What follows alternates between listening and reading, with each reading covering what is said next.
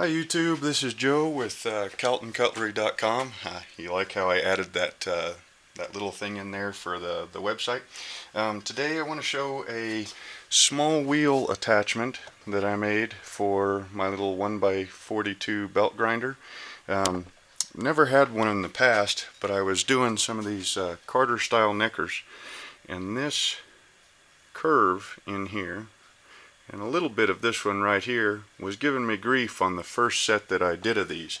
What was happening, the very first set, getting a smooth finish on the inside of here before I went to heat treat, the first two or three of them that I made when I tried out the pattern, I ended up, there was stress cracks in the blade right here from not being able to get this cleaned up well enough before heat treat. So what I had done was I'd built a different small wheel grinder attachment for this, and used it to clean up the next dozen or so of them that I made, and that problem went away like I figured it would. But the setup wasn't very good. It wasn't the belt tracking system didn't work very well with it, and basically the belt was just slipping over a wheel. The wheel wasn't actually turning because it didn't have bearings inside, just a bushing. So I tried a whole bunch of different things and came up with a really slick system. Doesn't cost hardly anything at all, which is, really nice in the shop. I was going to go with a small wheel grinder attachment setup from USA Knife Maker or somebody else, and then convert it to run on one of my 2x72 belt grinders. But I think the arm for that is like 125 bucks, and then each wheel itself was going to be like another 60 or 70 bucks on top of that. So I went down to the salvage yard yesterday, just a weekly run down to the salvage yard, see if they had any parts that I figured I needed. And they had a whole bunch of old water pumps, automotive water pumps for cars. I picked up 4 of them for $4.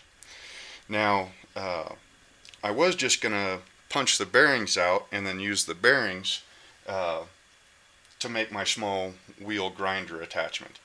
But then I was having a hard time figuring out how to get the bearings set up on this small grinder in a way that I had enough clearance around it to be able to work with it. So then I came up with basically you just take an old water pump, which your water pumps will normally, this one's been pressed in backwards, but here's your water pump. That right there is the part that sits up against the block. This right here, of course, it's all jacked up from me, pounding it out of there.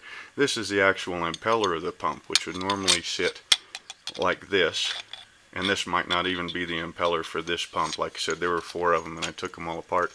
And then this right here would be the the part that presses onto this, and then the pulley on your car that your V-belt or serpentine belt uses to run, to twist this, and you get water pumped. So this bearing normally sits the other way around. This small end comes through here and goes into the impeller. So basically what I did was just chuck this up in my post vise, and with a punch and a hammer drove the bearing out, turned the bearing around, pressed it part way back in, and then used the holes in the flange to screw it to a board, and then just clamp the board onto the upright of the grinder.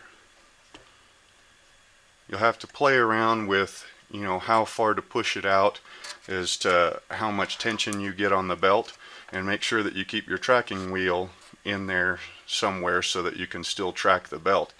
But you can move this up and down any direction you want to. This particular grinder, I think I got it at a flea market a long time ago for about 10 bucks, but this wheel right here, your drive wheel, it doesn't have any bearings in it. It goes right onto the shaft, and it's got bearings inside of here. The water pump shaft has got the bearings in it. This one right here has just got a bushing setup inside of it. So at some point with the extra tension on the belt, I'll probably wear that out and have to put an actual bearinged wheel in there to, you know, make it keep going. But for the amount of money that I have into this setup, like I said, I picked up 4 water pump bearings for $4. You can come in there and grind that real nice and smooth.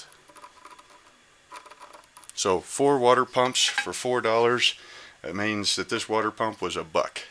$1 plus C-clamp and a piece of 1x6, and you have a small wheel grinder attachment for your 1x42. Now if you were doing an awful lot of them and you didn't already have a 1x42, it might make sense to go with the commercial setup to hook up to one of your 2x72 grinders.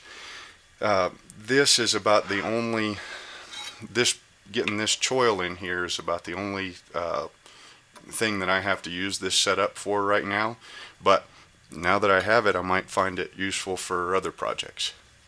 Anyways, check your salvage yard, see if they've got any old water pumps with good bearings in them. When you get them, more than likely there's a mechanic in town, and you know, he's probably swapping out alternators and water pumps all day long, and probably once a month or once every couple of months when he decides to clean out his shop, he just takes all the water pumps, which are made out of aluminum, alternators and starters and everything, and takes them down to the salvage yard.